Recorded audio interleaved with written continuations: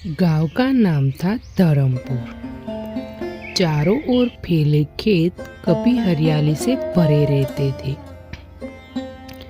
लेकिन अब महीनों से बारिश न होने के कारण धरती फट सी गई थी। उन्हीं खेतों के बीच एक झोपड़ी में रहता था रामदीन, एक गरीब किसान। उसके पास न तो ज्यादा जमीन थी और न ही कोई बड़ा सहारा। जो थोड़ी सी जमीन थी वही उसकी जिंदगी थी। रामदीन की पत्नी सीता सीधी सादी, मेहनती और सहनशील स्त्री थी।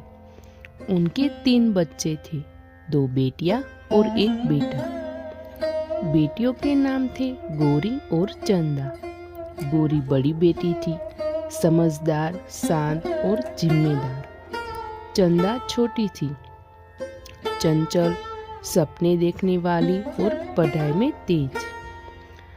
रामदीन अक्सर खेत में कोने में बैठकर सूखी मिट्टी को हाथों से मसलते हुए सोचता था, हे भगवान, अगर इस बार भी फसल नहीं हुई तो मेरी बेटियों का क्या होगा। गांव में लोगों की सोच आज भी पुरानी थी। बेटियों को बेटों से कम और बोझ माना जाता था।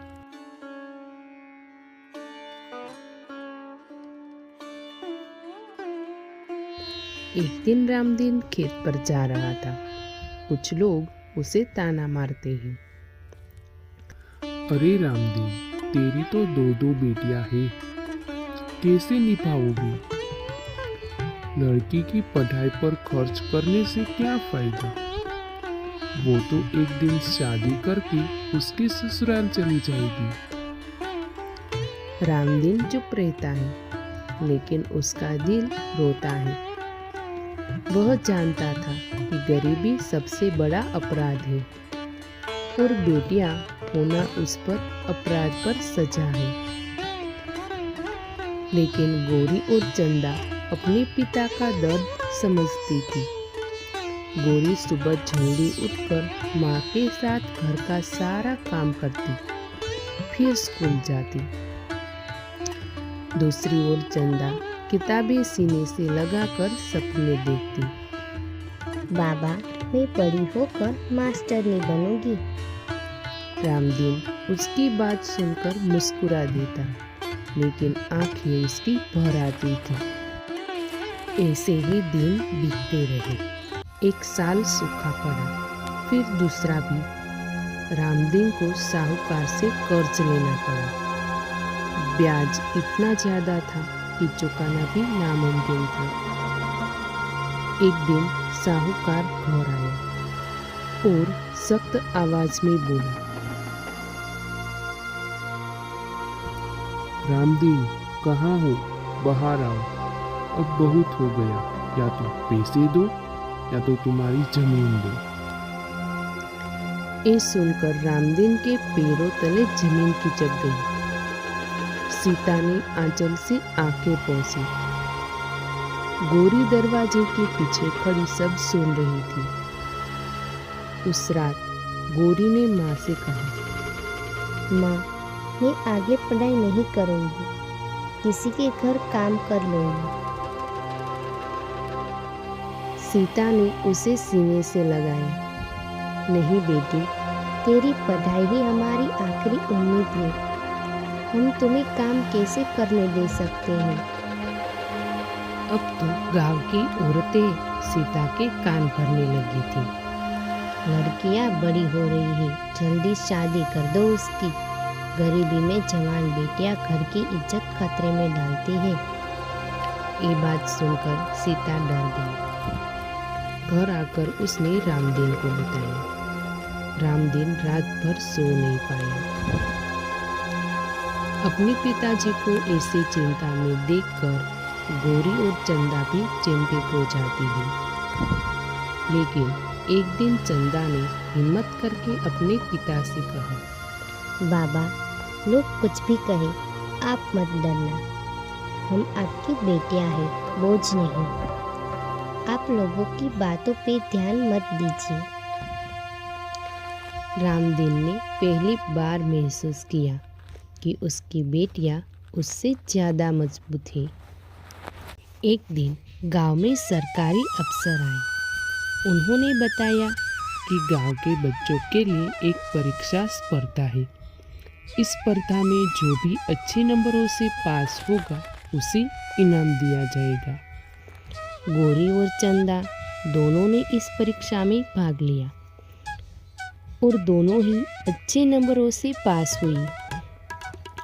गौरी को सिलाई मशीन मिला और चंदा को पढ़ाई के लिए स्कूल फीस मिली।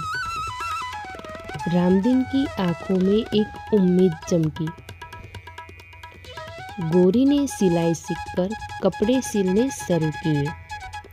पहली बार जब उसने 100 रुपये कमाए, वह पैसे पिता के हाथ में रखकर बोली, बाबा, यह मेरी मेहनत है।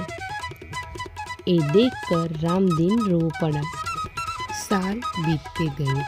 चंदा पढ़ाई में आगे बढ़ती रही। गौरी ने गांव की कई लड़कियों को सिलाई सिखाई।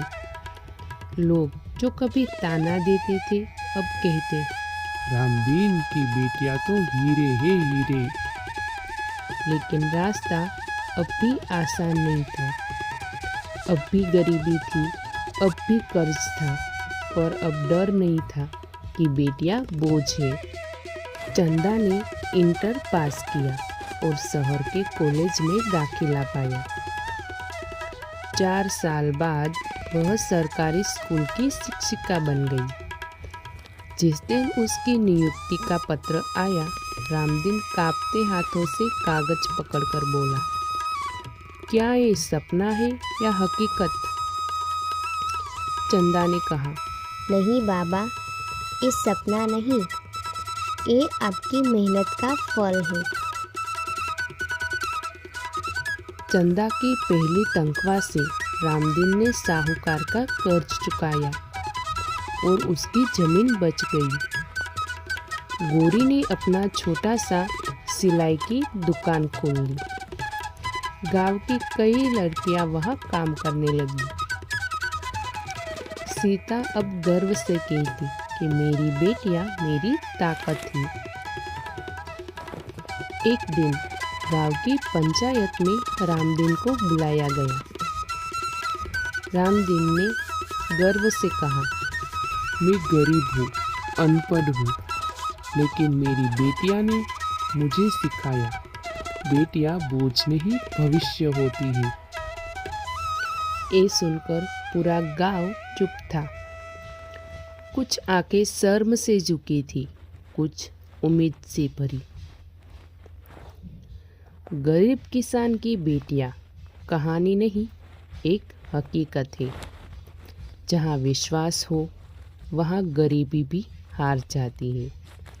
बेटियां जब पढ़ती है तो सिर्फ घर ही नहीं, पूरा समाज आगे बढ़ता है।